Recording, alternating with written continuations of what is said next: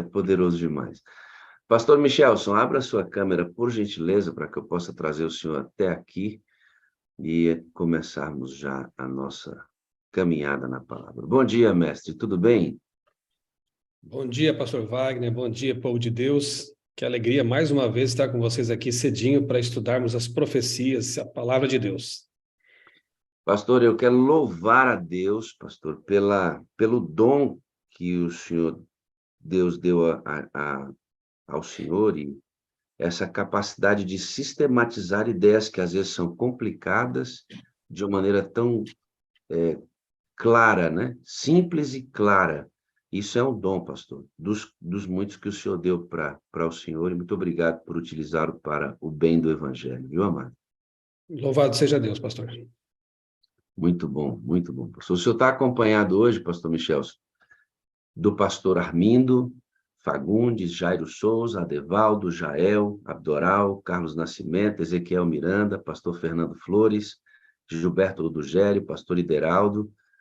Nós temos pastor Ivair Calazan, José Alves, José Luiz do Espírito Santo, pastor Adson, pastor Wagner Almeida de Souza mesmo, além dos pastores que estão no YouTube nos acompanhando, membros de outras denominações, adorando conosco, sejam todos muito bem-vindos.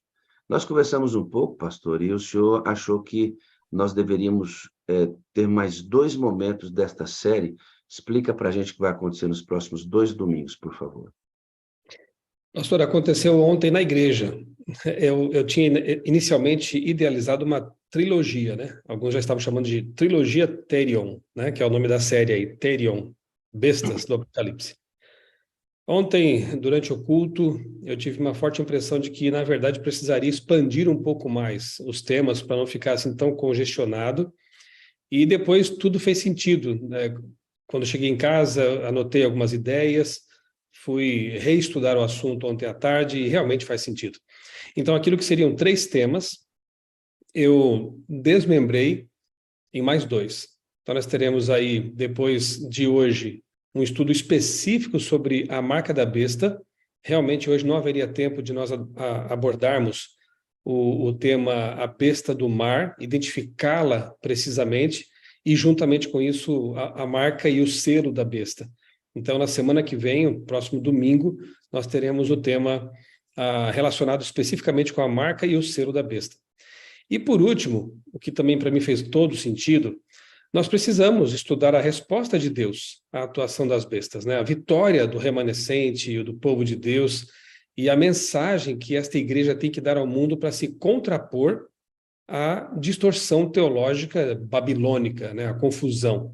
Então, o último tema, pulando o domingo do carnaval, nós vamos então ter o último tema depois desse domingo, será a resposta de Deus, ou seja, as 3 mensagens angélicas.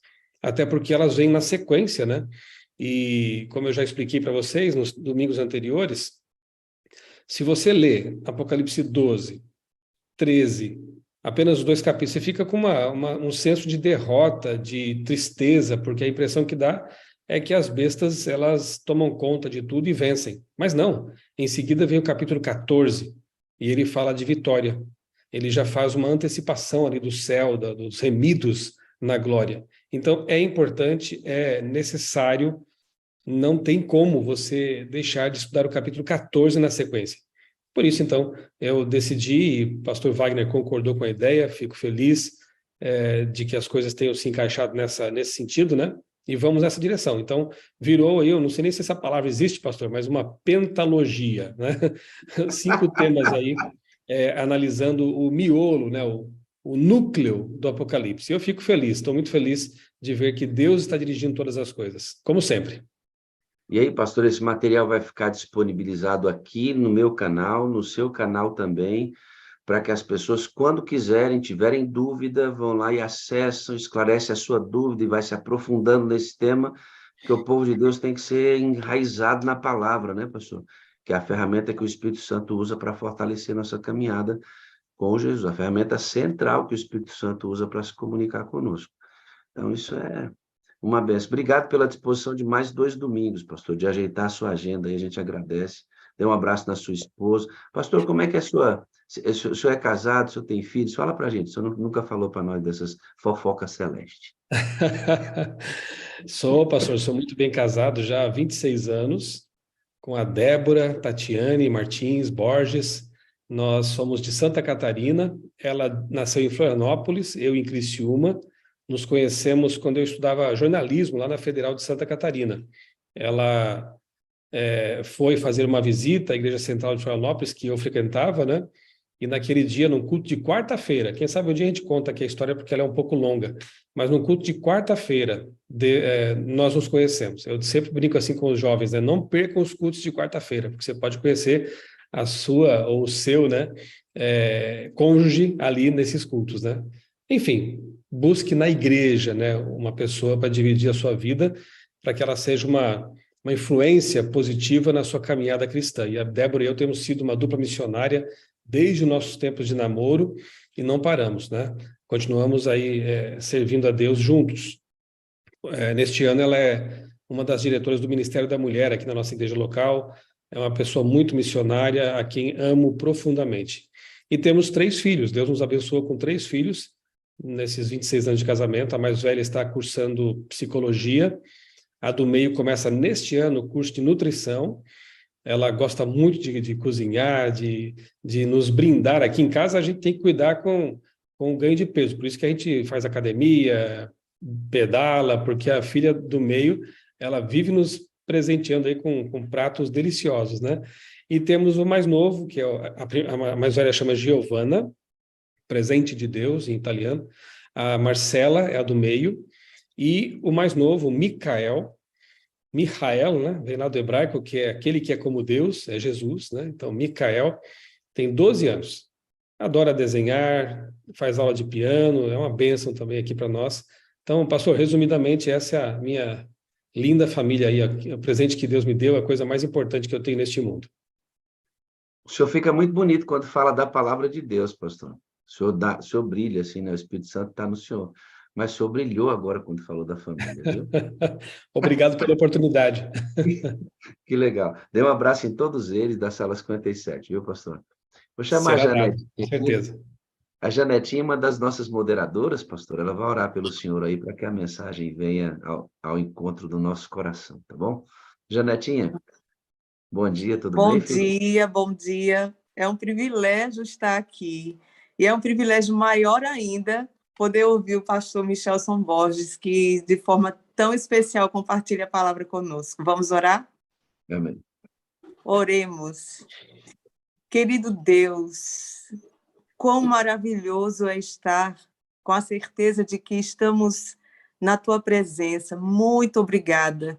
Nós já oramos, já louvamos o teu santo nome, já aprendemos um pouco da lição da escola sabatina, oramos, intercedemos por irmãos queridos, e neste momento, Santo Espírito, pedimos a tua unção para que o Michelson Borges, mais uma vez, possa compartilhar a tua palavra conosco.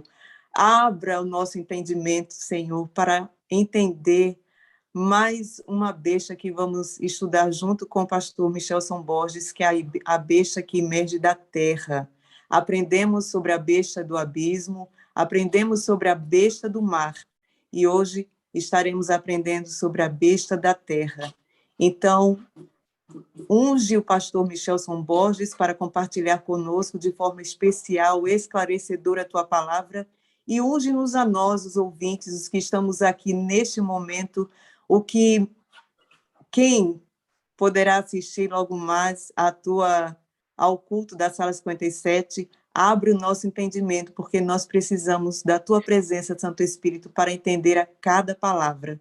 Nós agradecemos as bênçãos em nome do Senhor Jesus. Amém. Amém, meu Deus. Obrigado, Janetinha. Deus te abençoe, viu? Abençoe vocês também. E, meu pastor, é com o senhor aí. Voltamos Ok. logo do término da mensagem. Só para confirmar, pastor, eu estou habilitado aqui para compartilhar minha tela, né? Sim, já percebi que sim. Ok. Amigos, queridos irmãos, mais uma vez é uma alegria estar com vocês aqui para compartilhar um pouco dos estudos que eu tenho feito aqui das profecias. Mas antes que eu me esqueça, também quero aqui enviar um abraço para os irmãos de outros países. Eu já recebi aqui algumas mensagens que estão nos acompanhando aqui na Sala 57, de modo muito especial aqui para os irmãos lá de Portugal, na pessoa ali do meu amigo Felipe Reis, do irmão Felipe Reis, e outros irmãos mais aí que têm acompanhado também aqui as reuniões da Sala 57. Um grande abraço para vocês. Eu sei que o fuso horário é um pouco diferente, alguns estão ali mais tarde, né, acompanhando, mas estão juntos também, unidos em oração e em propósito e em missão também. Quero também aproveitar, amigos, para indicar aqui 2 livros da CPB, da Casa Publicadora Brasileira. O primeiro é esse aqui, Apocalipse 13, um livraço do teólogo Marvin Moore. O subtítulo é Leis Dominicais, Boicotes Econômicos, Decretos de Morte, Perseguição Religiosa. Isso tudo poderia realmente acontecer? Está aqui, né? O autor, ele mescla aqui o conteúdo profético com informações bastante atualizadas sobre um tema vital, né? Para entender essa minha série aqui, esse livro aqui eu diria que é o melhor, ok? O outro, eu acabei não trazendo aqui, mas é o livro do Dr. Mervyn Maxwell, né? Um clássico já da CPB, que é Uma Nova Era segundo as Profecias do Apocalipse. Um livro bem detalhado, Apocalipse verso por verso. É um material que vale muito a pena conhecer. Temos outros livros também na CPB sobre profecias, da Casa Publicadora Brasileira. O site é cpb.com.br. Visita lá, conheça, né, os nossos materiais, tem muita coisa boa ali para você se alimentar, tá bom? Um conteúdo que eu costumo dizer assim, são fontes limpas, né? Material que é aprovado pela Igreja Adventista do Sétimo Dia e você pode consumir com tranquilidade. Também uma outra informação aí, não sei se todos já sabem, mas a próxima lição da Escola Sabatina vai ser justamente sobre as 3 mensagens angélicas. Então, o nosso último tema aqui, né, da série de 5, ele vai acabar sendo uma introdução geral à lição da Escola Sabatina, né? Vai até ajudar no estudo aí, né? Semana que vem, na outra semana, eu estarei indo para Novo Tempo lá para gravar com o meu amigo, o pastor Vinícius Mendes, os comentários da lição do trimestre, né, do próximo trimestre, sobre as 3 mensagens angélicas. Então, peço que até orem por nós também, para que possamos produzir aí um bom conteúdo de comentários sobre a lição da Escola Sabatina. Conforme a irmã Janete já orou aqui, né? Nós tivemos, então, nos domingos anteriores, e se você perdeu, você pode acompanhar a gravação aqui no canal. No primeiro domingo da série, nós estudamos Apocalipse 11 e a besta que surge, que emerge do abismo. E nós vimos ali que, biblicamente, e Ellen White confirma isso, né? Essa besta ela está relacionada com a Revolução Francesa. Então, a besta que tem uma identificação simbólica com o Egito e com Sodoma. Egito não mais existia como império, então ali, obviamente, que é um símbolo, e Sodoma muito menos, né? Tinha sido destruída por Deus fazia muito tempo já. Então, essas 2 cidades, esses 2 locais geográficos, né? Eles identificam a Revolução Francesa no sentido de que ali a palavra de Deus foi banida, tentaram também acabar com a crença em Deus, o Deus bíblico verdadeiro. Nós vimos aí muitas maneiras, né, formas com que eles tentaram fazer isso.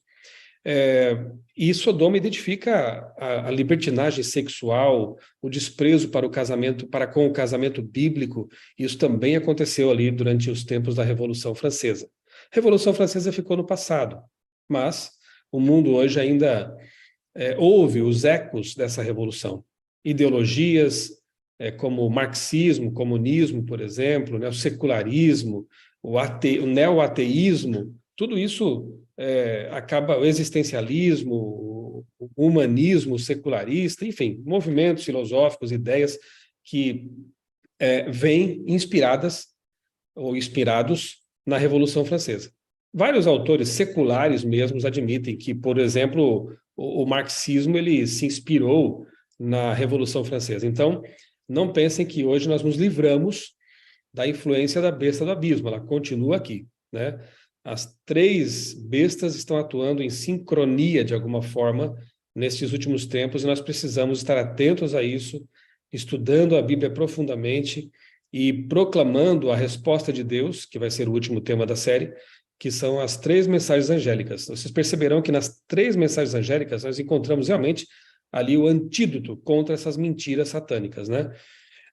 No domingo seguinte estudamos sobre a besta do mar, Apocalipse 13, então, e as 2 bestas estão ali, né? Primeira parte do capítulo 13, nós vimos então a atuação do romanismo, né? A identificação dessa besta com Daniel 7 tem a ponta pequena, né? Que vem de Roma, da cabeça do bicho que representa Roma, da Therion que representa Roma. Então não tem como errar. O paralelo é muito claro. Até os animais que aparecem ali em Daniel 7, de alguma forma se repetem em Apocalipse 13, porque a besta que vem do mar, mar significando povos, multidões, nações e línguas, né, como diz Apocalipse 17, verso 15, por exemplo, e o próprio Daniel, né, em suas visões mostra que animais representam reinos. Isso identifica, então, a besta e a ponta pequena como sendo um poder que vem de Roma, portanto, ali não tem como errar, né? É a igreja romana, o papado romano, especialmente sua fase medieval de perseguição intensa, ali nos 1260 anos, de 538 a 1798. Tudo isso já vimos, estou apenas aqui fazendo um resumão para vocês, certo? E esse poder, representado pela besta do mar, vai até o fim da história, assim como a ponta pequena também. Até mostrei um gráfico para vocês, né, domingo passado, mostrando assim claramente que ponta pequena e besta do mar são o mesmo poder, atreveu-se a mudar os tempos e a lei, perseguiu o povo de Deus, elevou-se contra o santuário de Deus, usurpando o ministério sumo sacerdotal de Jesus. Tudo isso já vimos e não é difícil de perceber, inclusive autores protestantes, o próprio Isaac Newton, né, já percebia que essa besta, né, que é instrumento de Satanás, como as outras também são, ela identifica realmente o papado romano. E hoje eu vou já compartilhar minha tela com vocês, preparei mais um preze. Eu sempre tenho deixado com o pastor Wagner, né, o link para os prezes que eu tenho feito. Quem quiser, desejar, depois pode solicitar ao pastor Wagner e ele vai passar para vocês, então, esse material aí, tá bom? Para vocês recordarem, para usarem em pequenos grupos, no seu estudo pessoal, como desejarem. Não tem copyright, isso aqui é livre para quem quiser utilizar e fico feliz de que assim o façam. Tema geral da série, Therion, as bestas do Apocalipse e a batalha final. Eu sempre tenho citado aqui o Schopenhauer, esse filósofo alemão que escreveu: quem espera que o diabo ande pelo mundo com chifres será sempre sua presa. É ingenuidade pensar que Satanás aparecerá na sua aparência de anjo caído, né? Ele sempre tem usado instrumentos para enganar, destruir, causar perdição, e ele tem usado essas 3 bestas com muita eficácia, né? E o tema de hoje, então, a besta da terra, é a parte 2 de Apocalipse 13, ok? Só recordando, lembram que Apocalipse, como uma boa literatura hebraica, né? Ela segue uma estrutura quiástica, né? Que era muito comum na literatura judaica, hebraica. E no centro dessa organização literária ficava sempre aquilo que é mais importante. Então, no núcleo do quiasma do Apocalipse está o grande conflito. Então, você pode estender um pouquinho, quem sabe colocar ali o capítulo 10 e ir até o 14, mas enfim, está ali, né? 11 a 13. Então, as batalhas, né, da igreja contra o dragão, o cordeiro, Jesus vencendo esse dragão, e as bestas atuando no mundo, causando destruição e engano. Então, veja aí, o núcleo é a parte mais importante. E no núcleo do Apocalipse está realmente o conceito, a ideia, a descrição do grande conflito, ok? Apocalipse 13, então, vamos lá, vamos ler juntos. Apocalipse 13, os versos 11 a 18. Abra sua Bíblia ali em Apocalipse 13, vamos ler juntos. Eu vou ler de uma só vez e depois a gente volta recapitulando alguns elementos que aparecem ali claramente. Apocalipse 13, de 11 a 18. Vi ainda outra besta emergir da terra. Depois eu comento aqui, mas você já começa a perceber que terra, como oposto ao mar, né, só pode ser uma região pouco povoada já que mar representa povos, multidões, né? Vi outra besta emergir da terra, tinha 2 chifres, parecendo cordeiro, mas falava como dragão. Ela exerce toda a autoridade da primeira besta na sua presença, e faz com que a terra e os seus habitantes adorem a primeira besta, cuja ferida mortal foi curada. Você sabe quem é, né? O papado ali que sofre essa ferida em 1798 com a prisão do Papa Pio VI por Berthier, um general napoleônico. Então, não temos como errar aqui. A segunda besta, ela exerce autoridade na presença da primeira besta, cuja ferida mortal foi curada. Processo que está em andamento ainda, né? Essa cura. Também opera grandes sinais, de maneira que até faz descer fogo do céu sobre a terra, diante de todas as pessoas. Seduz aqueles que habitam sobre a terra, engana, né? Seduz aqueles que habitam sobre a terra por causa dos sinais que lhe foi permitido realizar diante da besta, dizendo aos que habitam sobre a terra que façam uma imagem, ou uma cópia, né? A besta, aquela que foi ferida à espada e sobreviveu. E lhe foi concedido o poder para dar vida à imagem da besta, para que também a imagem da besta falasse e fizesse morrer, olha um decreto de morte aí, fizesse morrer todos os que não adorassem a imagem da besta, aquela cópia que foi feita. A todos os pequenos, grandes, ricos e pobres, livres e escravos, faz com que lhe seja dada certa marca na mão direita ou na testa. E aqui nós vemos um decreto, né? Porque diz assim, para que ninguém possa comprar ou vender, senão aquele que tem a marca, o nome da besta ou o número do seu nome. Então, um decreto aqui que nós entendemos como sendo, já vou dar um spoiler aqui, do domingo que vem, um decreto dominical que vai cercear liberdades. E isso eu vou deixar para mais adiante, então. E o último verso aqui diz assim, o 18. Aqui está a sabedoria. Aquele que tem entendimento, calcule o número da besta, pois é o número de um ser humano, não é coisa, né? Um número de ser humano, um número de homem, humano. E esse número é 666. Então, essa parte final aqui do capítulo ficará para o domingo que vem, isso não pode perder, tá bom? É o desdobramento do tema de hoje. Então, o que temos aqui? Primeiramente, a terra, como já disse aqui, ela é oposição ao mar, né? Então, nós temos mar como sendo multidões, terra, obviamente, uma região pouco povoada, né? Quase um deserto ali. A segunda besta, ela obriga a adoração da besta do mar. A besta do mar não tem esse poder. Não tem poder estatal, poder político, poder policial, de exército, nada. Ela não é um poder desse tipo, mas a segunda besta tem esse poder. Então, ela pode obrigar a adoração, forçar a adoração da besta do mar. Faz uma imagem, uma cópia da besta. Ela faz com que aquilo que era um poder perseguidor do passado seja restaurado. Uma cópia daquele poder ressurge no mundo. A segunda besta faz isso. E ela tem uma marca aí, né?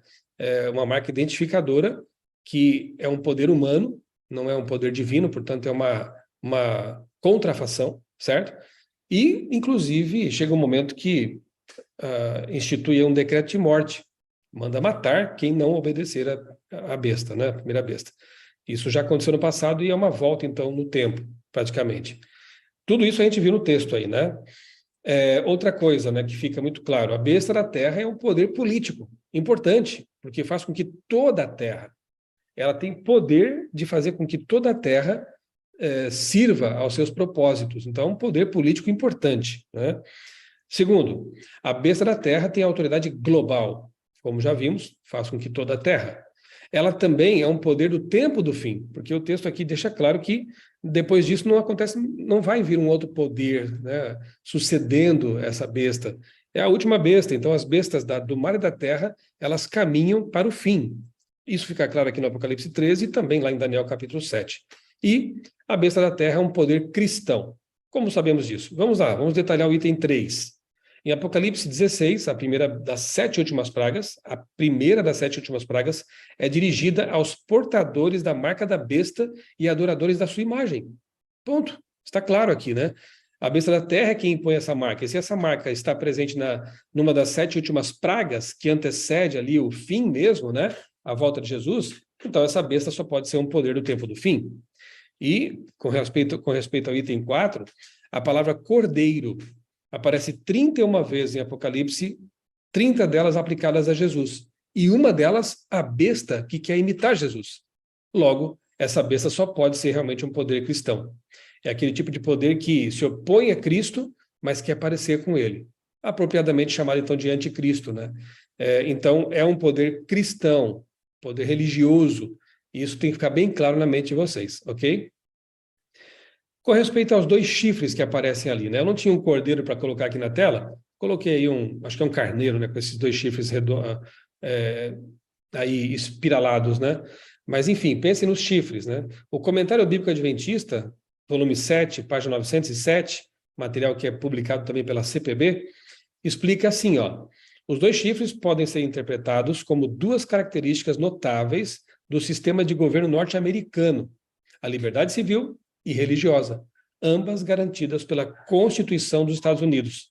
A liberdade civil encontrou sua expressão na forma republicana de governo, e a liberdade religiosa no protestantismo. Então, segundo muitos teólogos aí, os 2 chifres seriam, então, a liberdade religiosa e o protestantismo, que no fim da história acaba apostatando, né, na verdade. Mas, inicialmente, essa nação, ela começa em bases muito sólidas. O verso 11 diz, de Apocalipse 13, que faz com que a terra e os seus habitantes adorem a primeira besta. Quando lemos isso, a nossa mente ela é transportada, se nós conhecemos bem os textos, né? Por isso que é bom conhecer a Bíblia, por isso que é bom fazer o Revivados por sua palavra, ano bíblico, ler sempre a palavra, porque quanto mais você está mergulhado na palavra, mais fácil fica entender as profecias como as do Apocalipse, porque elas trazem sempre conceitos, ideias, tipos, metáforas oriundas do texto bíblico. O livro do Apocalipse é um dos mais hebraicos do Novo Testamento. João era um judeu. Então, quanto mais você lê a Bíblia, repito, mais você entende o Apocalipse, ok? E o que vem à mente quando lemos isso é Daniel 3, é inevitável. Por quê?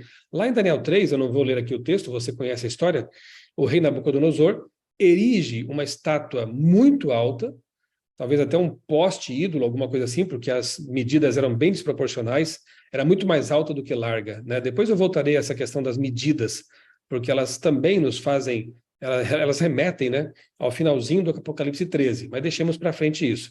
Então o rei, ele quer obrigar as pessoas a quebrar a lei de Deus, aquelas que guardam a lei de Deus, né, os hebreus. No caso aí, o ataque foi ao 2º mandamento: não farás para ti imagem de escultura, não te prostrarás, não adorarás essas imagens. E o rei constrói uma imagem que representava todo o panteão dos deuses lá de Babilônia e obriga todos a se ajoelharem. E se não fizerem isso, haveria um decreto de morte. Então você tem um decreto contra a lei de Deus e um decreto de morte contra aqueles que não guardassem, não obedecessem à lei humana. Que cenário interessante, né, que se repete no tempo do fim. 3 jovens, como você conhece bem a história, hebreus, foram fiéis. Poderiam ter pensado, mas é só uma estátua, nós vamos apenas nos prostrar aqui, no coração não estamos adorando essa estátua, só para, né, não ser fanáticos e não perder a vida por causa de uma bobagem. Não. Eles foram fiéis à lei de Deus. Muita gente no tempo do fim vai pensar, mas é só um dia da semana, o sábado, qual o problema? No coração eu sirvo ao meu Deus. Nós temos que ser obedientes à palavra de Deus, não questionar a vontade soberana de Deus e ser um testemunho para o mundo. Esses jovens foram um testemunho que até hoje fala vividamente, né, àqueles que leem a história e ouvem a história. Essa história vai se repetir. Só que o mandamento que vai ser quebrado não é o 2º, agora será o 4º. Nós veremos isso com mais calma no próximo domingo. Mas o paralelo aqui, assim como também temos paralelo com Daniel 7, é muito evidente, né? Fogo do céu. Faz com que até fogo do céu venha, né, caia ali. Então, veja só, é inevitável também nós sermos transportados para 1 Reis 18, quando o fogo do céu indicou o Deus verdadeiro. Não se esqueça que as bestas e o próprio Satanás, o anticristo, tenta sempre fazer uma contrafação daquilo que Deus fez e faz, né? Então, assim como Deus enviou o fogo do céu sobre o altar construído por Elias, essa besta vai fazer descer fogo do céu, tentando mostrar que é um poder verdadeiro, talvez até o poder de Deus ali, né? Malaquias capítulo 4, eu vou ler para vocês aqui o verso 5 e depois o 4, eu vou inverter aqui a ordem, tá?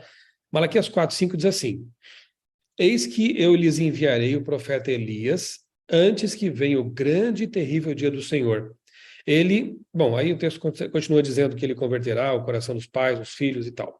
Então, eu vou lhes enviar o profeta Elias, antes que venha o terrível dia do Senhor. Nós sabemos que o remanescente de Deus, a igreja de Deus nos últimos dias, ela é representada tipologicamente pelo Elias e também por João Batista.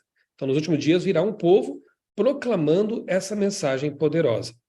E o verso 4 diz, lembrem-se da lei de Moisés, meu servo, a qual lhes prescrevi em Horebe, para todo Israel, a saber, estatutos e juízos. Faz parte da mensagem do Elias, do tempo do fim, do povo de Deus, pregar a respeito da lei de Deus. A graça de Deus, sim, mas a obediência por amor, em reconhecimento à salvação. Então, a lei de Deus deve ser exaltada da forma certa, pela vida do remanescente. A mensagem do Elias no tempo do fim, a semelhança da mensagem do Elias daquele tempo, é a de que nós temos que obedecer à palavra de Deus, não só a lei dos mandamentos, mas a lei como representando a palavra, né? A lei e os profetas. Então, a exaltação da palavra, e você vê que as bestas estão atacando a palavra o tempo todo, as 3 bestas. Depois nós vamos reforçar esse conceito, porque ele é central aqui na minha série. A palavra de Deus está sendo atacada de todos os lados, pela esquerda, pela direita, pela besta do mar, da terra, do abismo, e nós temos que tomar cuidado com isso. Então, Malaquias exalta a lei, né? E Mateus 7,23, você conhece bem o texto, né? Aquele que diz assim, não é mais importa obedecer a Deus, esse é Atos 5,29, né? É aquele que diz assim, Senhor, nós não fizemos milagres em teu nome, só faltou dizer, fizemos chover fogo do céu, né? Não fizemos milagres e sinais e tudo mais. Aí Jesus diz, apartai-vos de mim, vocês que praticam o pecado, a iniquidade. E a definição simples da Bíblia para pecado é a transgressão da lei, né? Então, vocês operaram milagres, fizeram chover fogo do céu, mas não obedeceram à lei de Deus. Nem todo que diz Senhor, Senhor, entrará no reino dos céus, mas aquele que faz a vontade de Deus é que entrará no reino dos céus.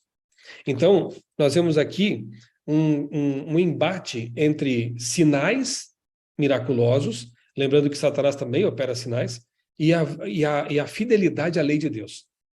Quando essa besta operar coisas desse tipo, de que lado ficaremos? Dos nossos sentidos ou da palavra de Deus? Há muitas pessoas que se baseiam unicamente nos sentidos, né? E assim estão correndo perigo. Nós precisamos estar fundamentados firmemente na palavra de Deus, ainda que os nossos sentidos talvez digam outra coisa. Nós precisamos ir pelo que está escrito, ok? Vamos lá. Para recordar aqui alguns tempos, né? Talvez seja importante nós aqui fazermos essa linha do tempo junto aqui, para ver onde as 3 bestas se situam, né? A mais antiga, obviamente, a besta do mar. Ela tem um período de atuação mais intenso ali entre 538 com o edito de Justiniano, em que é permitido que ela persiga, prenda e até mate, né? Falamos da Inquisição aqui no domingo passado, por exemplo. Então foram 1260 anos de terror. A igreja verdadeira, o povo de Deus verdadeiro, teve que pregar vestido de pano de saco, né? Como diz lá em Apocalipse 11, escondidos como os valdenses. A igreja verdadeira estava no deserto, enquanto a contrafação atuava no mundo, perseguindo e causando destruição. Mas em 1798, com o fim dos 1260 anos proféticos, há uma ferida mortal desferida contra essa besta. E aí, contra uma das cabeças dela. E aí o que acontece? Papa Pio VI é preso, como já vimos, né? Parecia que a igreja romana não mais se levantaria. Acontece que a profecia diz que a ferida seria curada e toda a terra se maravilharia seguindo a besta. Em 1929, não é uma data profética, não entendo isso como uma data profética, né? Apenas coloco aqui como uma data histórica. Acontece ali o Tratado de Latrão, né? Assinado o Tratado de Latrão. As terras que hoje compõem o Vaticano são devolvidas ao papado e de lá para frente, né, o processo de cura vai se processando, certo? Um processo que está em andamento e terá pleno cumprimento mais para o fim. Vamos ali na segunda linha. 1776, começa então a história da nação norte-americana protestante, né? 1776. Após as 2 guerras mundiais, então, os Estados Unidos despontam como potência mundial inigualável, e assim vai até o fim, né? Não tem para a China, não tem para a União Soviética, que já caiu também, né? serão os Estados Unidos, a nação mais importante no cenário profético, a segunda besta, como já veremos aqui do Apocalipse, certo? E em 1789, quase ali no mesmo período em que nascem, né, os Estados Unidos da América, acontece também a Revolução Francesa, esse poder que Satanás usa intensamente por um tempo, enquanto a besta do mar estava indisponível, e que causa tantos estragos ideológicos presentes no mundo até hoje. Aí estão, então, as três bestas atuando, de alguma forma, até o tempo do fim. O que veremos daqui para frente agora, irmãos, é uma aproximação interessante entre a besta do mar e a besta da terra. Embora uma seja romana, a outra seja protestante, haverá uma aproximação. Aquilo que nos tempos de Ellen White era um abismo, ela diz que haveria de ser transformado em uma ponte. Eu imagino que quem leu o livro Grande Conflito, que nós vamos entregar aí aos milhões no mundo, né, dentro de pouco tempo, aí, um mês e pouco, 2, aquilo que está no Grande Conflito deve ter causado estranheza para as pessoas no século XIX, quando leram isso pela primeira vez. Porque Ellen White disse que esses poderes darão as mãos e haverá uma ponte entre eles. Só que no tempo de Ellen White isso era inconcebível. Havia realmente um abismo entre a Igreja Romana e os Estados Unidos protestantes, o protestantismo americano. Os protestantes americanos chamavam os católicos de papistas, os seguidores do Papa. Havia preconceito, né, e uma distância muito grande. Mas, quando um profeta de Deus fala, as coisas acontecem, porque vem de Deus. E essa aproximação tem sido verificada de forma muito clara. Eu poderia falar dos 30 encontros que já ocorreram entre papas e presidentes norte-americanos, como representantes dessa nação, né? Mas eu vou focalizar aqui aquele que foi um dos mais impressionantes para quem conhece as profecias. E eu assisti em tempo real, né? Eu acompanhei atentamente cada discurso do Papa Francisco quando ele esteve nos Estados Unidos em setembro de 2015. Não sei se vocês se lembram, foi assim uma sucessão de profecias cumpridas em poucos dias. Então ele é recebido no aeroporto com honras de Estado, algo que é concedido a pouquíssimas pessoas, uma honraria dessa. A família presidencial, na época Barack Obama, né, foi receber com tapete vermelho o maior representante da Igreja de Roma, na Igreja Católica Apostólica Romana, o Papa Francisco. Repito, uma honraria concedida a pouquíssimos na história. Bem, aí vieram os discursos, né? No dia 23 de setembro de 2015, Francisco, que na verdade se chama Mário Jorge Bergoglio, né, cardeal argentino, depois Papa Francisco, ele disse lá na Casa Branca, primeira vez que um Papa discursa em frente à Casa Branca, sede do governo norte-americano, abre aspas, a mudança climática é um problema que não podemos deixar para as gerações futuras. Estamos em um momento crítico. Estamos a tempo de fazer a mudança de que necessitamos de criar um mundo sustentável. Ele usa o microfone aberto para o mundo, na Casa Branca, para falar principalmente desse assunto que tem ocupado muito espaço durante o seu pontificado, as mudanças climáticas. Eu não vou entrar em detalhes sobre isso agora, mas domingo que vem você vai entender por que o Papa tem enfatizado tanto esse assunto das mudanças climáticas e não perderia a chance de falar sobre isso lá, nos Estados Unidos. É bem interessante esse detalhe aí, viu? Fiquemos com isso em stand-by até domingo que vem. Aí os jornais começaram a fazer a cobertura, né? Vários jornais de todo o planeta cobrindo esse grande evento do Papa indo aos Estados Unidos e o Papa clamando por um novo sistema de governo global para enfrentar as mudanças climáticas. E ele então propõe um governo mundial para salvar o planeta. Que interessante, não? Se você já leu O Grande Conflito, e eu estou publicando uma série de vídeos em meu canal, toda semana eu publico um vídeo de cada capítulo do Grande Conflito. Se você conhece esse livro, se já leu esse livro, você entende o que isso aqui significa, né? Se não leu, me permita dizer, está na hora de ler. É o momento, né? Vamos lá. No dia 24, então, ele foi ao Capitólio, e lá no Congresso norte-americano, de novo, pela primeira vez, um Papa discursa naquele ambiente, naquele local, na Casa de Leis dos Estados Unidos. E ele, então, emociona, né, as pessoas ali, enfim. E lá ele diz que precisamos vigiar os fundamentalistas. Recado interessante esse também, viu? No Congresso, na Casa de Leis, ele diz que é preciso vigilância contra fundamentalismos. E também, obviamente, falou sobre mudança climática ali, né? Aplaudido de pé 36 vezes pelos congressistas e convidados. Foi difícil até de ele falar com tantas sessões de aplausos. E chega a emocionar ali o presidente da Câmara, o John Boehner, né?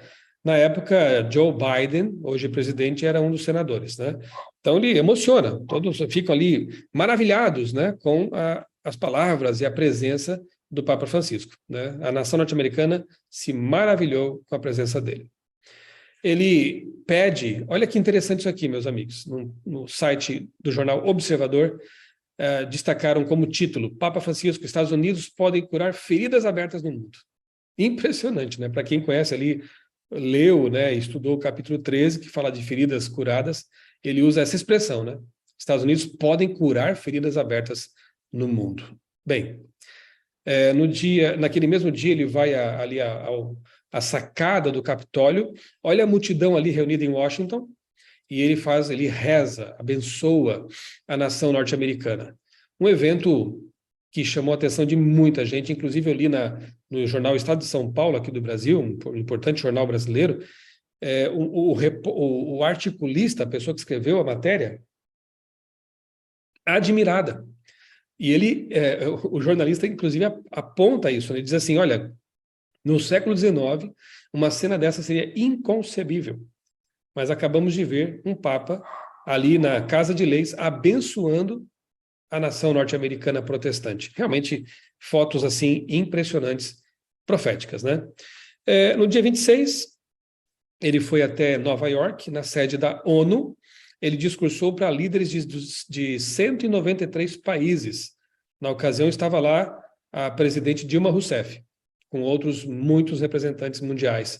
E ali o Papa também deu seus recados. Repito, assisti cada um desses discursos em tempo real, atento a cada palavra. O que me chamou a atenção ali na ONU foi o Papa ter falado sobre a necessidade de se deixar de lado ideologias e procurar o bem comum. Vamos deixar de lado as diferenças, né? Isso é o princípio do ecumenismo, né? Todos juntos para salvar o mundo, na ótica dele, né? No dia 27,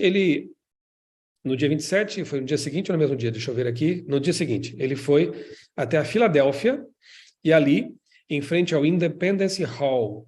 Para quem não sabe, foi nesse local que a independência, né, melhor dizendo, a Constituição norte-americana foi assinada em 1787, um local icônico que remete a leis e a Constituição norte-americana que prevê, como daqui a pouco veremos com mais detalhes, a separação entre Estado e Igreja.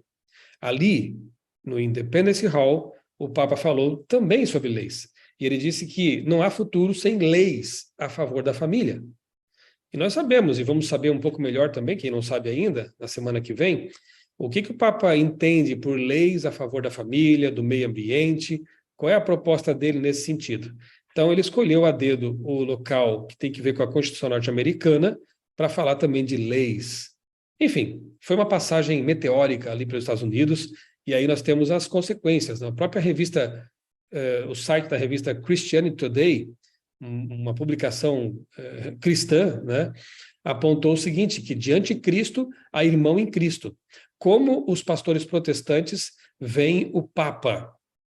E realmente a mudança na visão deles foi bem acentuada, e nós vemos aí alguns gráficos, um gráfico aqui mostrando, né, 3 gráficos mostrando como que a visão dos protestantes americanos mudou em relação ao papado, com o tempo, especialmente após essa visita. Então, veja só, pode um católico nascido de novo, né, ser tido, né, como um cristão nascido de novo? 90% acreditam que sim, é óbvio que sim, né, nesse caso aí, né. A sua visão sobre o Papa Francisco, a sua forma de ver o Papa Francisco como um cristão genuíno, né, e irmão em Cristo, como é isso aí? 63% entendem que sim, o Papa pode ser visto dessa forma. E você dá valor aí à visão, às opiniões teológicas do Papa Francisco, acham que elas importam? Aí, nesse caso, menos pessoas entenderam que sim, mas 42%, quase metade também, entendem que as opiniões teológicas do Papa católico, elas importam sim. Isso, repito, numa nação que é a maior nação protestante do mundo. Então, quase 4 em cada 10 dizem que o Papa, conhecido por sua humildade e preocupação com os pobres, tem tido um impacto positivo sobre suas opiniões a respeito da Igreja Católica. Isso nos Estados Unidos. Então, a eleição do Papa Francisco realmente foi estratégica. E eu não vou entrar em detalhes sobre isso, mas ele conseguiu recuperar uma imagem arranhada da Igreja Católica que vinha sendo aí perturbada por casos de pedofilia, de corrupção lá no Banco do Vaticano e outras muitas coisas. O Papa Francisco, com essa atuação dele, né, mais pastoral, ela acaba realmente recuperando a imagem da Igreja Romana perante o mundo. E aqui você vê, então, o resultado disso nesses gráficos aqui, que se referem aos Estados Unidos. Capas de revistas importantes como a Time destacaram coisas assim, ó, Papa Francisco encontra a América. E quantas capas, né? E isso aqui são só 3 que eu coloquei da Time, tem várias outras publicações e Papa na capa. Se o Papa João Paulo II era pop, como diz uma música aqui do Brasil, esse aqui tem sido muito mais pop, né? Popular. Papa Francisco, personalidade do ano, olha aí, da revista Time. Um Papa para o Novo Mundo. O Papa do Novo Mundo também, 2 vezes na Time, sendo destacado como Papa do Novo Mundo, né? E aí revistas populares, aí até de fofoca norte-americanas, trazendo o Papa na capa, sempre com um aspecto assim mais bem positivo, e apresentado como líder para este tempo. O que diz Ellen White no Grande Conflito, entre outras coisas, os protestantes dos Estados Unidos vão estender os braços através do abismo no tempo dela, repito, a fim de dar uma das mãos ao poder romano. E a América vai seguir os passos de Roma, desprezando os direitos da consciência. A iniciativa seria dos Estados Unidos protestantes, de dar as mãos ao papado. E quando essa aliança começar a se intensificar, o que acontece? Ela vai imitar Roma, desprezar os direitos de consciência e chegar ao ponto de, como vimos aqui no Apocalipse, a decretar a morte dos que se opuserem a essa aliança que tem como objetivo salvar o planeta, ajudar o mundo, né? Então anote aí, está profetizado e vai acontecer. Vamos analisar agora um pouco da chamada teologia do domínio, ou dominionismo, ou até, como um dos desdobramentos dela, o cristianismo, o nacionalismo cristão.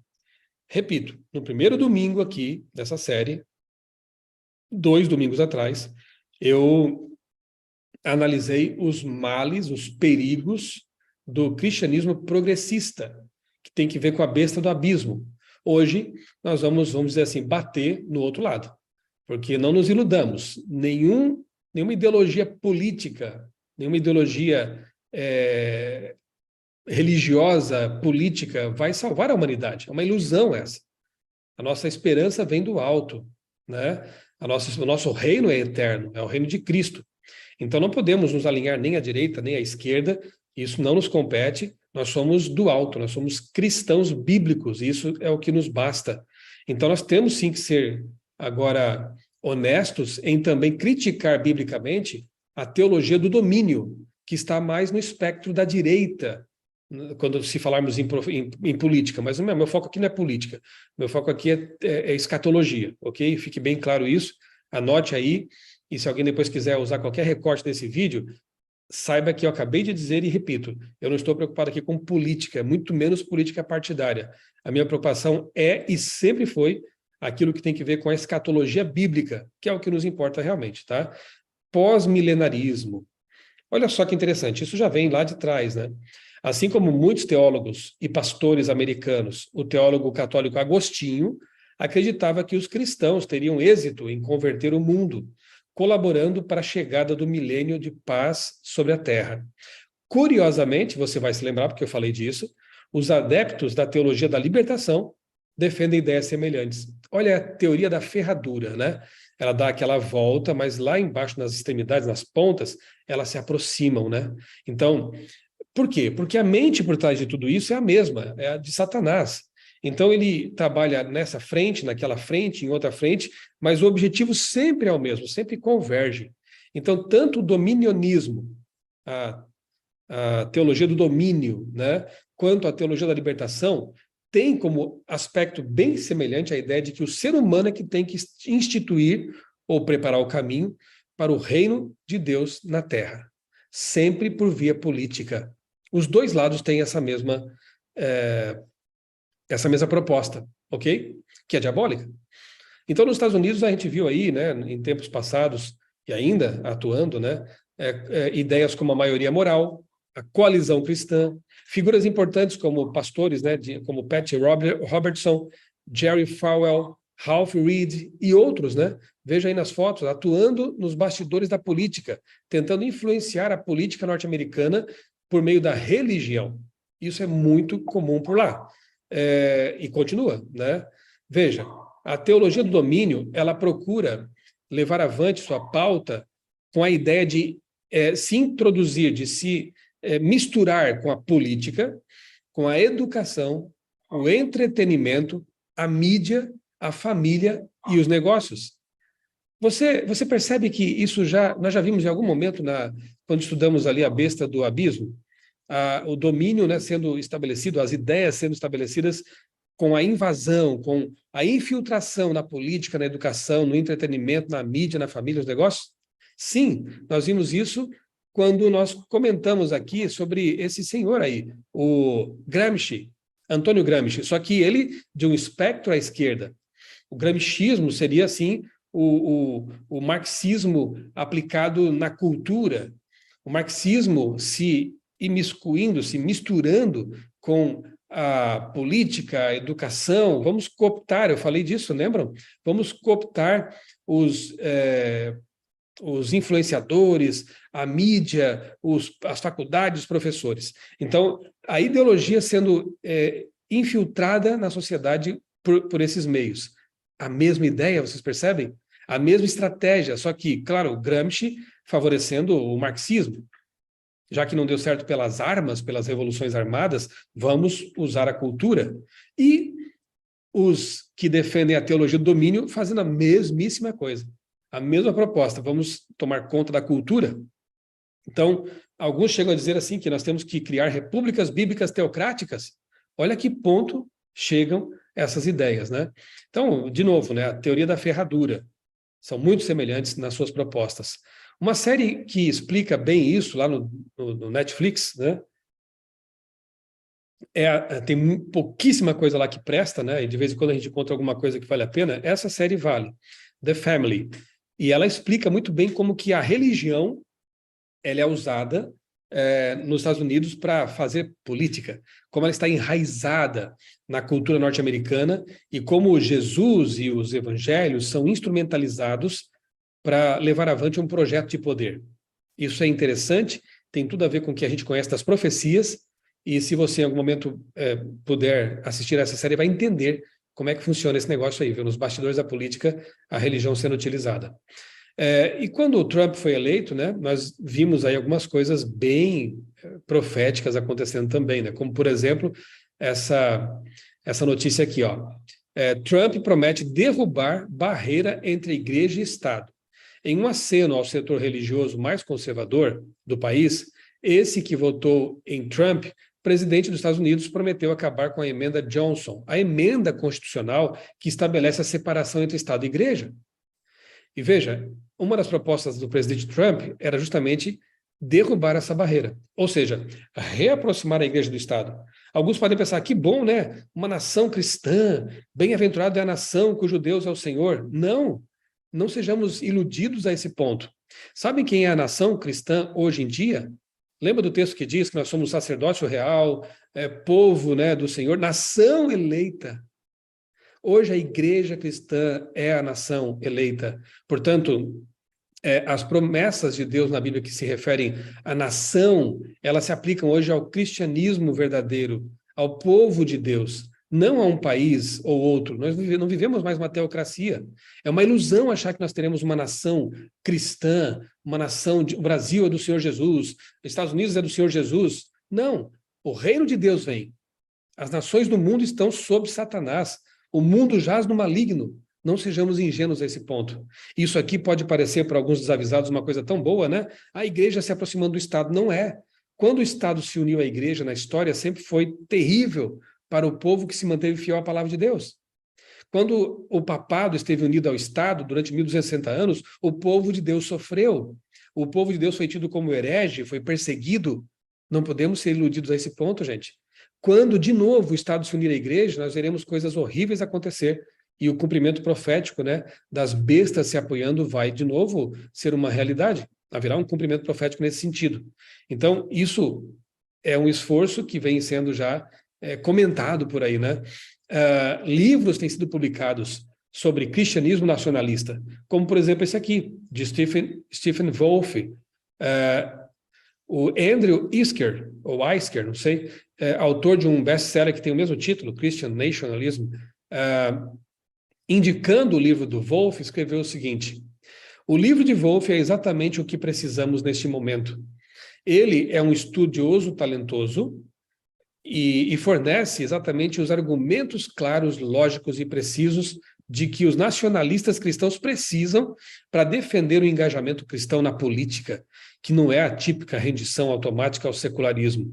Se você quiser reforçar sua compreensão do engajamento político cristão e se quiser estar fortemente armado contra todos os argumentos possíveis que aqueles que exigem a sua rendição reunirão, você deve ler esse livro.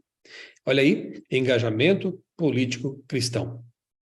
Nós temos visto isso não só lá, mas também no Brasil, em outros países, um cristianismo nacionalista despontando de novo e uma ilusão de que nós poderemos preparar o reino de Deus ou consertar o mundo para que Jesus possa voltar. Qual é a diferença disso para a teologia da libertação? Tem algumas diferenças, mas poucas. Isso, de novo, é um pré-milenarismo. Isso, de novo, é a ideia de que nós poderemos instituir um reino de Deus na Terra. Que ilusão! O adventismo se opõe a isso. Teologicamente, não temos nada a ver com essa ideia. O dominionismo, essa ideia de domínio do cristianismo por meio da política, especialmente, o dominionismo confronta a nossa escatologia e o progressismo cristão confronta nossos conceitos de inspiração, criação e redenção. Qualquer desses dois lados é deletério. É contrário às nossas convicções bíblicas como adventistas. A nossa escatologia não tem nada a ver com a ideia de futuro e de reino que os dominionistas têm. E a nossa visão de inspiração, porque nós cremos que a Bíblia é a palavra inspirada de Deus, ela é infalível, regra de fé e prática, isso não é aceito pelos progressistas cristãos. Eles querem atualizar a Bíblia. Eles usam chaves hermenêuticas que picotam a Bíblia. Lembram que falamos sobre isso?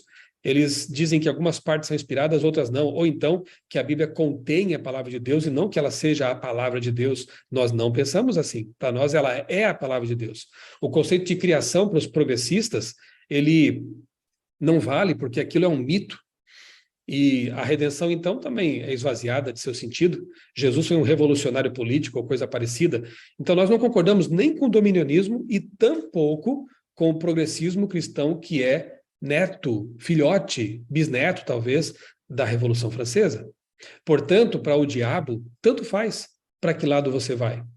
Por exemplo, há um movimento dominionista chamado Let It Rain, que prega algo em que nós também cremos, a chuva serôdia. Olha que bonito, então nós podemos pensar como eles, podemos nos unir. Calma lá. No entanto, é muito diferente. Eles creem que o Espírito Santo capacitará a igreja a dominar o mundo. E assim, Jesus vai voltar.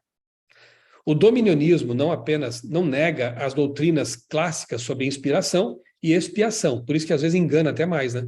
São criacionistas, defendem a sexualidade bíblica, e obviamente que nós concordamos com isso, né? Nós também defendemos a sexualidade bíblica, nós também somos criacionistas, nós também cremos que a Bíblia é a palavra de Deus, mas fica por aí. O progressismo, por sua vez, enfatiza o engajamento, a promoção da justiça e a paz. Não concordamos com isso também? Tudo isso é bíblico. Cuidado dos pobres, né? Agora, são dois projetos de poder que instrumentalizam essas pautas para levar avante essas ideias. Então, cuidado.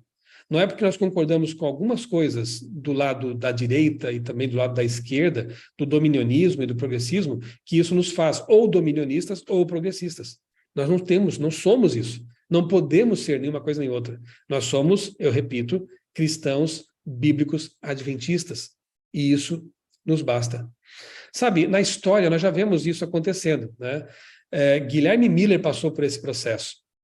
E você deve conhecer um pouco a história dele, né? Era um batista que se tornou deísta, passou a descrer em um Deus que se envolve, que cuida do mundo, das pessoas. Na guerra da qual participou como capitão, ele enfrentou situações muito complicadas, como é comum nas guerras, e ele volta, então, com a sua convicção deísta abalada. Mas, de início, Miller acreditava num tipo de nacionalismo cristão, como muitos naquele tempo acreditavam, né, no século XIX, de que os cristãos tinham sim que se intrometer na política e tentar trazer um mundo mais justo por meio da força humana na política, na atuação política, enfim. Ele tinha essas ideias. Mas quando ele volta da guerra, desalentado, com a própria humanidade, e isso acontece de modo mais forte ainda com as primeira e segunda guerras mundiais, toda aquela esperança vã, aquele otimismo, né, foi por terra. Então, as pessoas caíram na real. E Miller, ele também passa por isso na vida dele. Então, ele volta da guerra percebendo que todo esse otimismo não tinha muito sentido de ser. E ao estudar a Bíblia, ele descobre o reino de Deus, que virá, como diz Daniel capítulo 2, né? É uma pedra que vem do céu sem interferência de mãos humanas. O reino de Deus não será instituído pelo esforço humano, por políticas humanas. Não será assim. Enquanto o reino de Deus não vem, nós temos que sim amenizar o sofrimento alheio, nós temos que sim votar naqueles que vão defender pautas que têm mais que ver com o cristianismo, mas sem a ilusão de que o cristianismo vai se intrometer com a política para salvar o mundo. Não é assim que funciona. Nós, se fôssemos adventistas do século XIX, apoiaríamos candidatos que eram abolicionistas, como Ellen White orientou, né? Nós apoiaríamos candidatos que eram contra a venda de bebidas alcoólicas, mas para por aí, não vamos comprar o pacote inteiro, as pautas inteiras. Nós vamos lutar por causas que amenizem o sofrimento humano e favoreçam de alguma forma a liberdade religiosa para pregarmos o evangelho. A nossa missão não é política, a nossa missão é pregar o evangelho. A comissão que Jesus deixou para a sua igreja é pregar o evangelho. Ir a todo mundo pregando a mensagem de salvação, pregando as 3 mensagens angélicas, que será o tema da nossa última manhã aqui na Sala 57. Essa é a nossa missão, não é política. Então, Miller, ele passa por isso, né? E ele depois percebe que, na verdade, o adventismo tem até um certo pessimismo em relação ao mundo, porque nós não pregamos que haja esperança neste mundo, neste planeta. Nós não vamos salvar o planeta como querem alguns otimistas iludidos. Nós temos que preservá-lo enquanto pudermos até a volta de Jesus, que ele sim, pedra cortada sem mãos humanas, ele sim vai estabelecer o reino eterno e que nunca mais passará. Autores mais ou menos recentes também têm defendido, continuam defendendo com força o dominionismo, como é o caso de Peter Wagner. Olha aí, Dominion, como o reino, né? O reino de Deus age e pode agir como mudança para o mundo. Peter Wagner é conhecido entre os adventistas porque é um dos autores que lemos quando falamos de crescimento de igreja. Mas temos que ler agora com 2 pés atrás, porque ele também tem defendido fortemente. Assisti ontem mesmo um vídeo quando ele esteve no Brasil para falar sobre esse tema do dominionismo. Então já não é mais um evangelismo, é um domínio do mundo pela política. Cuidado! O progressismo despreza a Bíblia.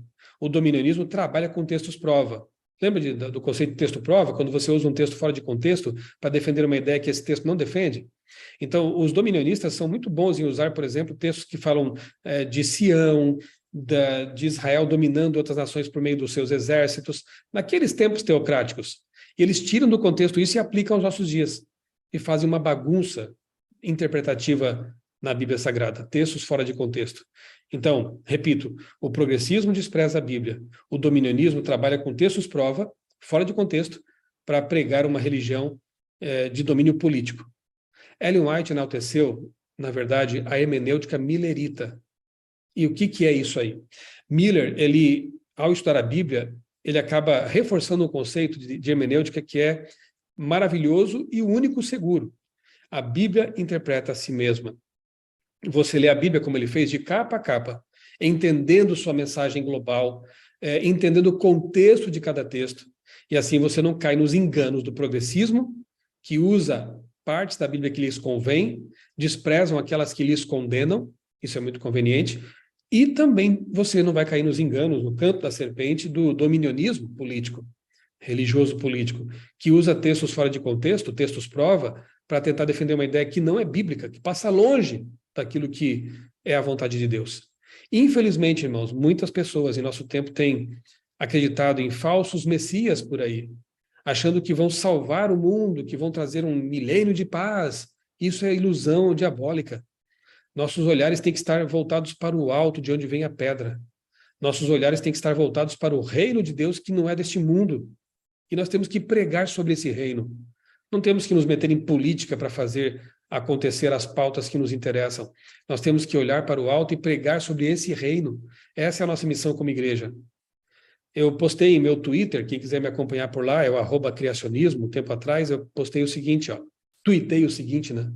A direita religiosa leva o povo para o romanismo dogmático, que, na verdade, na prática, desconsidera a Bíblia, porque crê nos dogmas e acha que o Papa é infalível em matéria de fé e que o magistério da igreja que deve interpretar a Bíblia.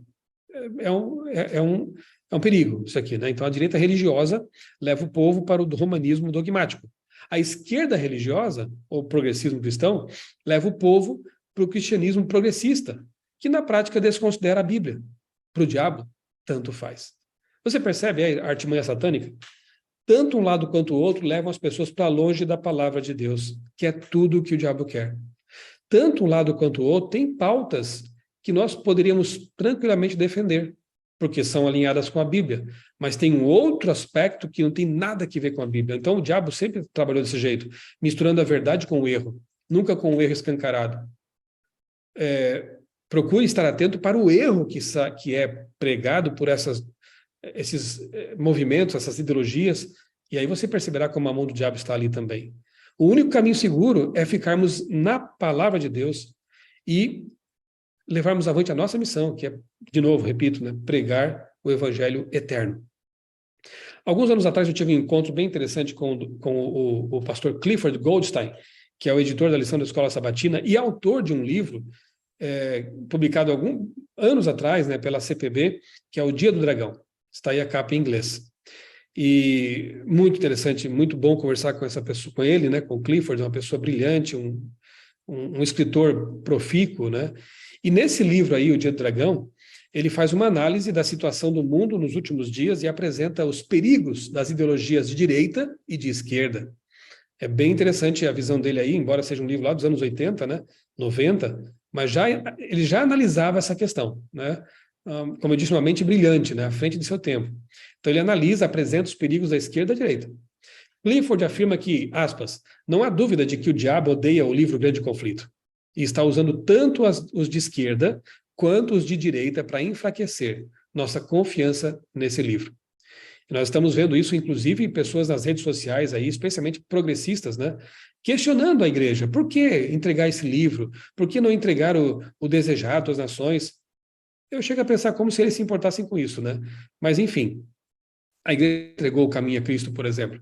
Nós já estamos há mais de 10 anos, eles acho que não perceberam ainda, né? Fazendo esse trabalho de distribuição massiva de livro missionário. Em 2018, eu tive o privilégio de escrever, junto com o Dr. Julián Melgoça, o livro missionário do ano lá, que embora fale sobre saúde emocional, é totalmente doutrinário, bíblico. Ali nós falamos sobre a volta de Jesus, sobre o sábado, sobre a lei, sobre criacionismo até, coloquei conceitos ali no livro. Quem leu, percebeu. Todos os anos temos feito esse trabalho. Agora, a igreja decidiu, mundialmente, distribuir o livro Grande Conflito, que Ellen White mesma diz que deveria ser o livro dela, um dos livros dela, mais amplamente distribuídos no mundo. Nós estaremos trabalhando, na verdade, em conformidade com a vontade expressa da própria autora. Então, o diabo odeia esse livro. Você verá, com certeza, daqui para frente, mais oposição, mais crítica e outras coisas mais que eu sequer imagino que possa acontecer para tentar atrapalhar essa obra, mas que vai ser feita pelo poder de Deus, graças a Deus. Isso vai acontecer. E com certeza, muitas e muitas pessoas vão ser convertidas, mais uma vez, pela mensagem do livro que aponta para Jesus e para a Bíblia. O primeiro adventista batizado no Brasil foi convertido pelo Grande Conflito, Guilherme Stein Jr., e esse livro vai continuar convertendo muitas pessoas, levando-as a Deus e a sua palavra. Para Clifford, a igreja romana é tão totalitária como o comunismo sempre foi. Para os de mente binária, falar mal da nova direita significa falar bem da esquerda. Ou, se falar mal da esquerda, está enaltecendo a direita. Nada mais falso. Conforme Clifford deixa bem claro neste livro. Nós temos que estar acima de tudo isso. nós temos que identificar os erros de todos os lados, de ambos os lados do espectro político, e nós temos que olhar para o alto, é porque de lá vem a nossa esperança, unicamente de lá. Último texto de Ellen White nesta manhã, eu quero citar aqui Mensagens Escolhidas, volume 3, já dando aqui deixando um ganchinho para semana que vem. Ela escreveu: o chamado mundo cristão será palco de grandes ações decisivas. Homens com autoridade promulgarão leis para controlar a consciência, segundo o exemplo do papado. Babilônia, esse sistema de engano, né? Babilônia, que no Apocalipse é um símbolo para esse sistema, fará com que todas as nações bebam do vinho da ira de sua prostituição, que são as mentiras, as ideologias, os dogmas adulterados, né? Toda nação será envolvida. João, o revelador, declara o seguinte sobre esse tempo. Apocalipse 18, 3-7, 17, 13 e 14. Tem estes um só pensamento. Você vê uma convergência, né? Haverá, aqui eu grifei, tá? Porque essa frase vai voltar aqui no nosso próximo estudo.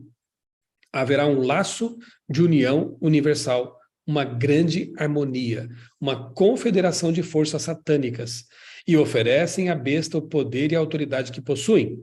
Assim é manifestado o mesmo poder arbitrário e opressor contra a liberdade religiosa, contra a liberdade de adorar a Deus de acordo com os ditames da consciência, que foi manifestado pelo papado, quando no passado ele perseguiu os que ousaram recusar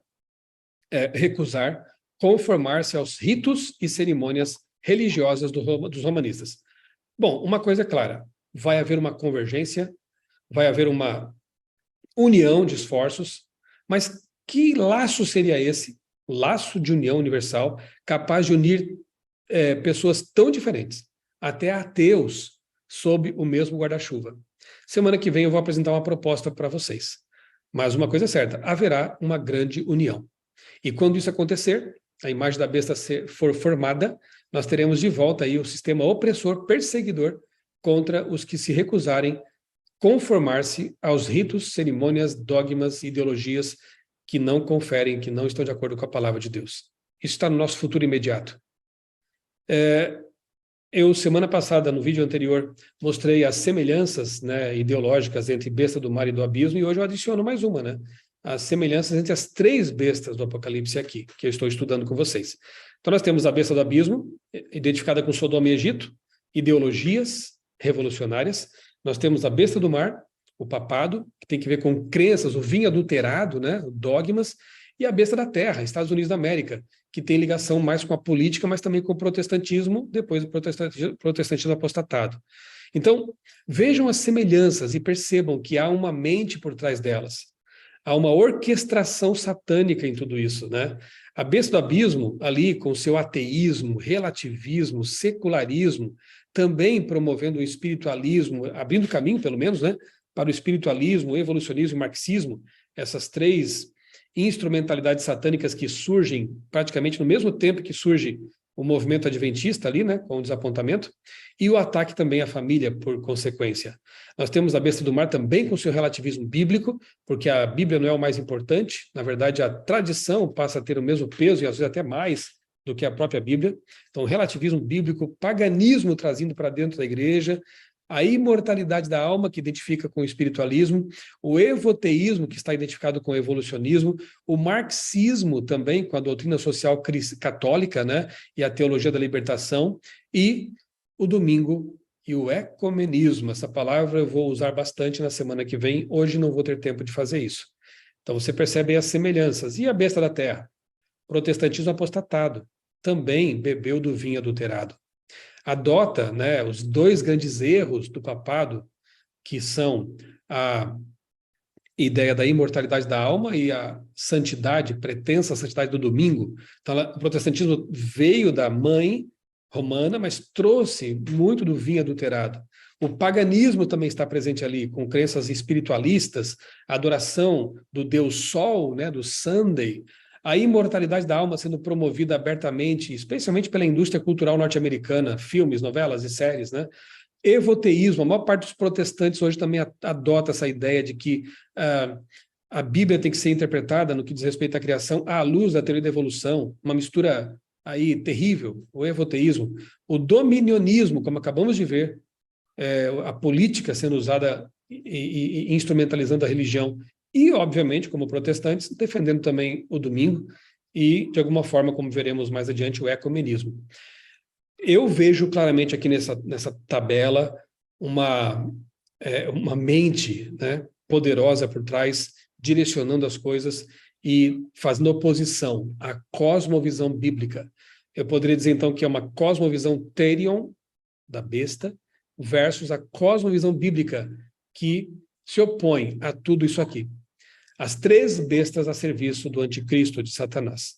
Mas eu poderia encerrar aqui essa exposição, porque, na verdade, nós esgotamos aqui o capítulo 14, exceto a questão da marca da besta e do 666, que eu vou desmembrar e abordar no domingo que vem.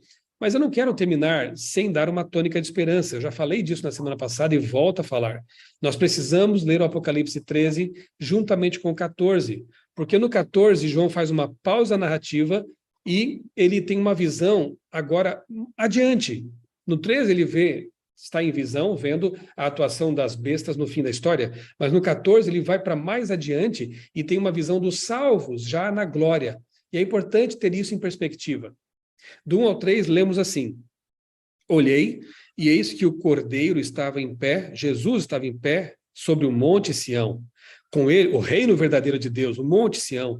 Com ele estavam 144.000 que tinham escrito na testa o nome do Cordeiro e o nome de seu pai. Ouvi uma voz do céu, como o som de muitas águas, como o som de um forte trovão. A voz que ouvi era como a de arpistas quando tocam as suas harpas, e entoavam um cântico novo diante do trono, diante dos 4 seres viventes e dos anciãos. E ninguém podia aprender o cântico senão os 144.000 que foram comprados da terra.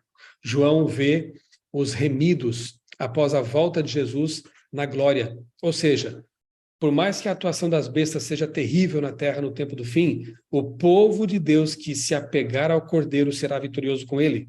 A vitória está garantida. João nos dá um spoiler da história. Então nós precisamos nos apegar a essa promessa.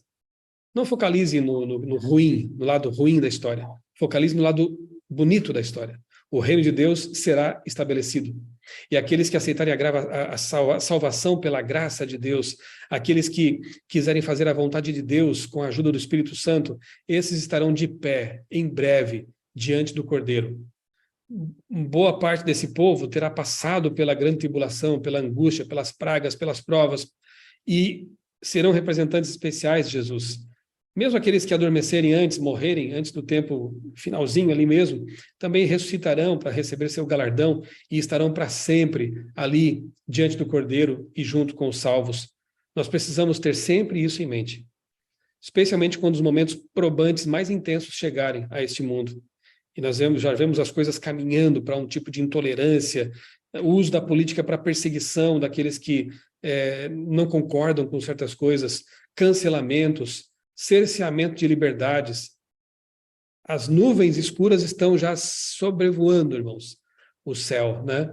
E nós precisamos estar bem firmados na palavra de Deus, firmados na promessa que nos foi feita por meio das profecias e ter em mente que venceremos juntamente com o Cordeiro. Que Deus nos ajude a estar firmados na palavra. Deus nos ajude a estar despertos. Que nós sejamos batizados com o Espírito Santo para ser os mensageiros nesse tempo final. Não de uma ideologia, não de uma mensagem política, mas do Evangelho eterno que salva, restaura e aponta para o verdadeiro Deus, nosso Senhor e Salvador, Jesus Cristo. Amém. É exatamente por isso que a Igreja Adventista crê pregar o Evangelho eterno, né, pastor? Que faz exatamente todas essas distinções esclarecidas pela palavra de Deus. Eu vou dar um conselho para você. Você que ouviu aqui, você ouviu um monte de coisas que talvez você não tenha ouvido antes. Por isso a mensagem vai ficar disponível. Você vai poder voltar essa mensagem, ouvir e rever novamente para você introjetar ou interiorizar essas informações a partir da repetição. Isso é estudo, memorização. Então, faça isso. Sei que pode parecer muita coisa para o hábito que a gente tem, especialmente sobre estudos do Apocalipse. Mas o pastor já nos fez um favor de desmembrar em mais 2 mensagens por conta da importância do conteúdo, e isto vai se alongar mais por 2 domingos, graças a Deus, e você vai ter ainda uma capacidade melhor para compreender. Mas aconselho você a rever tudo isso, orar enquanto você revê e aprender. Porque, pastor, a igreja não pode estar inconsciente do tempo difícil que está diante de nós. Irmãos, não é um tempo difícil com relação à doença, como a gente teve com a Covid, questões econômicas por conta da inflação, disso, daquilo, por conta da diferença social que a gente tem, muito rico e pouco, muito rico e muito mais pobres, né? Essas coisas, elas fazem parte do nosso cotidiano. A questão vai entrar por viés religioso, meu amigo. Você vai ser questionado e chamado a tomar decisões no que diz respeito à sua fé, relacionada à sua liberdade de ir e vir. Está bem aí, ó, bem aí, à porta. Essas coisas estão muito latentes diante de nós. E a igreja precisa despertar para conhecer isso e se preparar para esses momentos. E a gente sabe que a gente se prepara recebendo a unção do Espírito Santo diariamente, para que Cristo esteja formado em nós e nos dê capacidade para suportar a crise que está vindo aí. Não é isso, pastor? Exatamente, né? Por isso também temos que enfatizar essa questão do batismo do Espírito Santo, né? Da consagração, do estar sempre na presença de Deus e sintonizado, porque Deus nos dá essa sensibilidade teológica, digamos assim, né? Para perceber. Talvez alguém possa pensar, como disse o pastor, mas é muito detalhe, muita informação. Ok, realmente é, né? E vale a pena depois você revisar, estudar. Repito, né? Leia esse livro aqui, olha, tem tanta coisa interessante aqui. Mas uma coisa é certa, aqueles que estão em comunhão com Deus e em contato com a palavra vão desenvolver uma sensibilidade espiritual e conseguem discernir aquilo que é a mentira, né? O erro. Eles estão sintonizados mais com a palavra do que com as mensagens de WhatsApp, essas coisas todas e fake news, né? E aí Deus dá essa sensibilidade espiritual. E a gente consegue caminhar, né? Porque a Bíblia é a lâmpada para os nossos pés, é a luz para o nosso caminho, nesse mundo cheio de trevas. Não descuide de sua comunhão com Deus, da oração, do estudo da Bíblia. Deus vai guardar você. Pastor, eu queria fazer aqui uma alusão à mensagem de hoje. Nós temos muitos irmãos católicos aqui conosco adorando e outros vão ver esta reunião posteriormente. Eu queria que você entendesse o contexto das citações do pastor Michelson Borges, que não é um ataque à sua fé e à sua sinceridade. Porque eu sei que aqui foi citado o nome do seu líder espiritual. E eu entendo quando isso acontece, quando a gente ama aquilo que faz e aquilo que crê. E eu vou fazer um apelo para você. Estude a palavra. Estude a palavra. Não é com relação a você e à sua sinceridade. São princípios teológicos fundamentados na palavra de Deus que nos dão clareza a respeito do que está acontecendo no mundo religioso. Tá bom, querido? Então, não entenda que nós estamos aqui menosprezando, achando que nós somos melhores ou atingindo a sua fé, mas esclarecendo pontos onde a Bíblia, e somente a Bíblia, é a nossa regra de fé. Preste atenção. Wagner, sim, meu querido. Essa ressalva é muito importante, muito importante. Eu devia tê-la feito até no início. Eu já fui católico, né? Durante toda a minha infância, adolescência e parte da juventude, eu fui católico. E um católico praticante, conheci pessoas maravilhosas no meio católico, tanto leigos quanto padres, pessoas que eu entendo serem pessoas de Deus, pelas quais tenho orado ao longo dos anos. E quando a gente trabalha esses temas aqui, estamos analisando uma instituição que está ligada com a profecia. Não estamos falando de pessoas, né? As pessoas, Deus as tem no coração e está trabalhando por elas. Nós entendemos, como disse Jesus, que há muitas outras ovelhas que não pertencem ao aprisco, né? E ele diz que um dia elas ouvirão a sua voz e haverá um só rebanho e um só pastor. Um só rebanho não é ecumenismo, é um rebanho unido em torno da verdade bíblica. Esse povo que ama a palavra de Deus e coloca a palavra de Deus acima de tudo, né? Acima das ideias humanas. Então, quando Deus diz assim, lá em Apocalipse 18, né? Sai dela, povo meu. Isso quer dizer que no sistema de Babilônia, desse grande sistema de engano, de ideias erradas, de ideologias, há muito povo de Deus lá dentro. E possivelmente até mais do que os que julgam estar dentro hoje, né? Sai dela, povo meu. Então, nós veremos um fenômeno maravilhoso que é a conversão de muitas pessoas à verdade bíblica nos últimos dias. E talvez essa manhã estejamos falando para pessoas dessas, né, que Deus ama profundamente. Neste momento, talvez tenham lá algumas discordâncias, precisam de tempo, de amadurecimento, como eu também tive. Deus foi muito bom para comigo, Ele não desistiu de mim.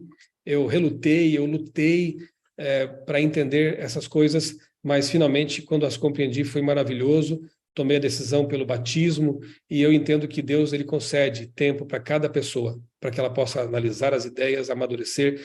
Deus respeita a liberdade de cada um e ele bate a porta, né? Ele não força a entrada. Eis que estou à porta e bato. Se você abrir a porta, você vai ter uma ceia maravilhosa com Jesus. Recomendo esse estudo para vocês e, repito, nós fazemos essa exposição, esse estudo com muito carinho pelas pessoas, mas não podemos deixar de falar daquilo que o inimigo tem feito também, usando instituições, usando poderes, né? Instrumentalizando ideias. Então, vamos separar as coisas, né? Uma coisa é o estudo da atuação do anticristo por meio de instrumentos políticos, humanos, e a outra é o povo de Deus que está espalhado pelo mundo, em todas as religiões e até fora delas, que está sendo chamado pelo Espírito Santo.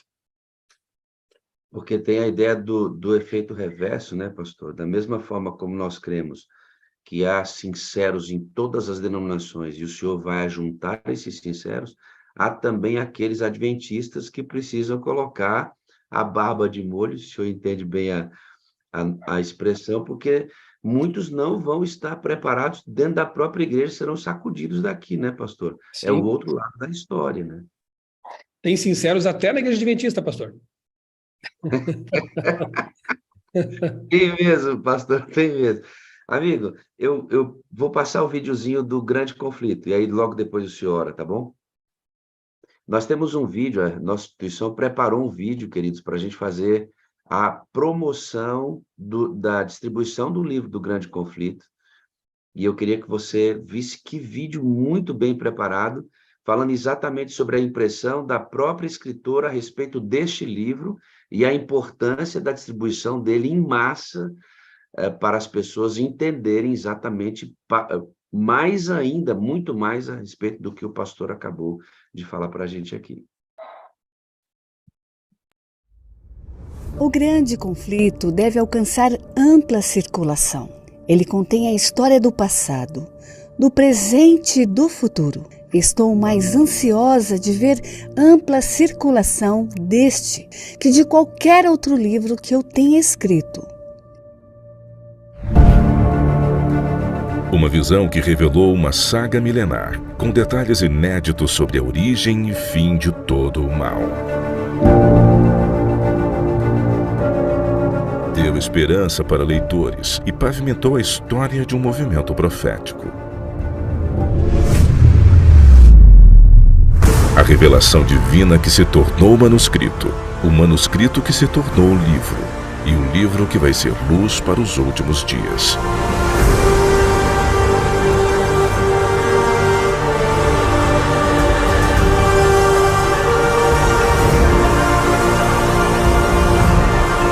E o Evangelho eterno será pregado em todo o mundo, e então virá o fim.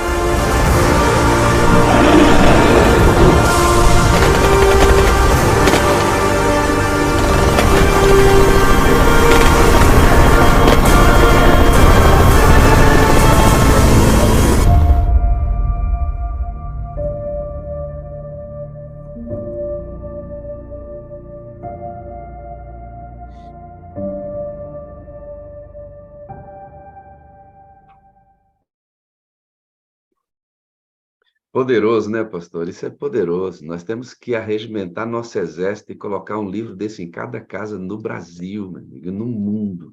Isso vai causar um impacto. Alguns pensam assim, pastor, mas a gente distribui e as pessoas não leem, amigo, não importa. Esse livro tem que estar lá, no momento crucial, ele vai brilhar nas estantes. No momento crucial, esse livro vai brilhar nas estantes. E muitos se converterão porque esse material estará disponível para eles acessarem.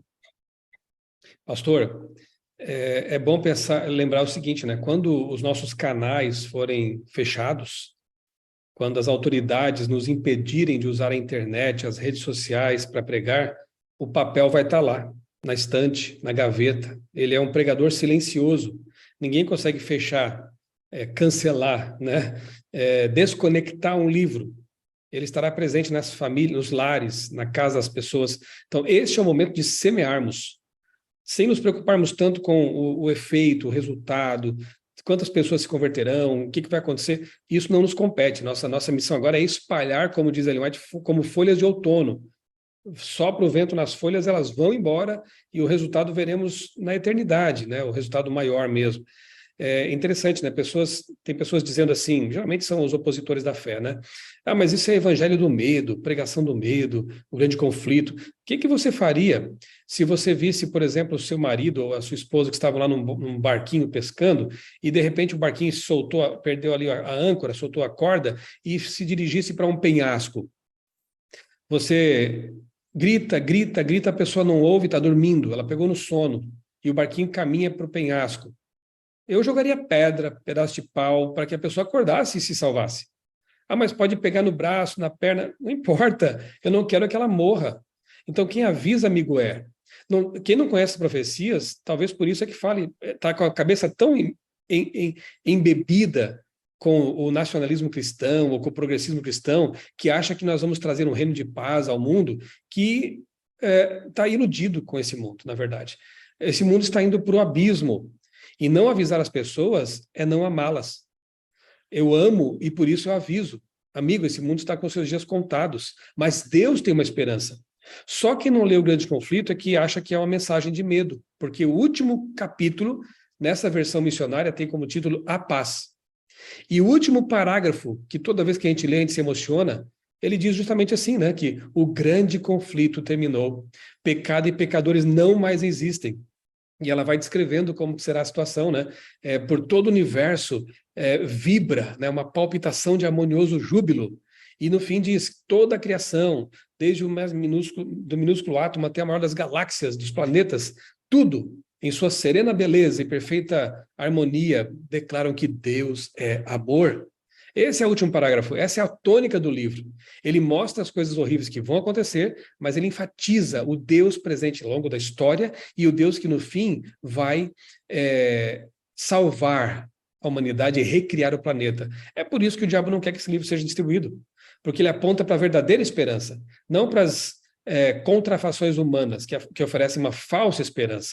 Então não é evangelismo do medo, irmãos, é evangelismo da esperança, da verdadeira esperança. Vamos nos unir, vamos às ruas, aos semáforos, às casas, leve na sua bolsa alguma quantidade, entregue para os colegas, ore antes para que Deus encaminhe você para a pessoa que precisa daquela mensagem, estude primeiro para saber do que você vai falar e o que você estará entregando.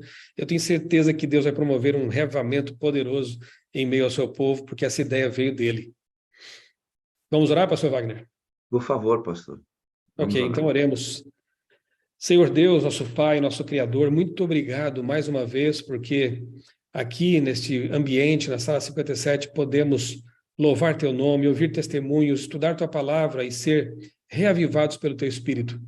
Ó Pai, continua abençoando esse projeto, que ele avance enquanto for permitido, para ajudar muitas pessoas a entenderem que a esperança vem do alto. Hoje estudamos sobre a besta do mar, do abismo, semana passada a besta do mar. Entendemos que são instrumentos de Satanás, mas que esse inimigo está derrotado e que a nossa esperança é real, que o reino eterno vem do alto, não dos nossos esforços, e que nós precisamos estar preparados, alinhados com esse grande exército de missionários, pregando o evangelho eterno, não nos distraindo com outras coisas que não levam à salvação. Dá-nos a Tua paz, Senhor, e que no próximo domingo estejamos de novo aqui, ao longo dos dias, né, estudando a Tua palavra, reunidos na sala, mas no próximo domingo para estudarmos o tema da marca da besta. nós possamos entender bem isso e com amor, carinho e compreensão espalhar também esse conhecimento profético às pessoas com quem nós temos contato. Dá-nos a tua paz, um bom restante de dia, nós oramos e tudo te agradecemos em nome do Senhor Jesus. Amém. Meu pastor, eu tenho 4 coisas para te dizer, meu amigo. Eu amo o Senhor, eu preciso do Senhor para ser feliz. O Senhor é a parte visível de Deus e eu creio mais em Deus porque o Senhor existe, meu amado. Amém. Eu gosto de ouvi-las, pastor. Também amo a todos vocês. Deus abençoe cada um de vocês. Permaneçamos firmes até o fim. Um abraço, meu amigo. Muito obrigado, viu? Que bom.